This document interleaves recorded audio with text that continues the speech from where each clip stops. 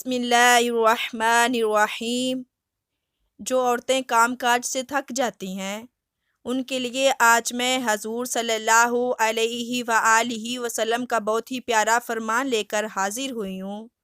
हज़रत फ़ातिमा रज़ी अल्लाह तआला अन्हा रसूल अकरम सल्लल्लाहु अलैहि वआलिहि वसल्लम की खिदमत में ये शिकायत लेकर हाजिर हुई कि चक्की पीसने की वजह से उन्हें शदीद तकलीफ़ होती है, इसलिए इन्हें एक लौंडी या गुलाम दिया जाए। आप सल्लल्लाहु अलैहि वआलिहि वसल्लम ने फरमाया, क्या मैं तुम्हें इससे बेहतर एक बात ना बताऊं? आप सल्लल्लाहु अलैहि वआलिहि वसल्लम ने फरमाया, जब तुम रात के वक्त अपने बिस्तर पर लेट जाओ तो 33 बार सुबहान अल्लाह, 33 बार अल्हम्दुलिल्लाह और 34 बार अल्लाहु अकबर पढ़ लिया करो। ये तुम्हारे लिए लौंडी और ग़ुलाम से बेहतर है। तो मेरी इस्लामी बहनों, जब आप काम करके थक जाएं तो रात को सोने से पहले ये अमल लाजमी पढ़ लिया करें।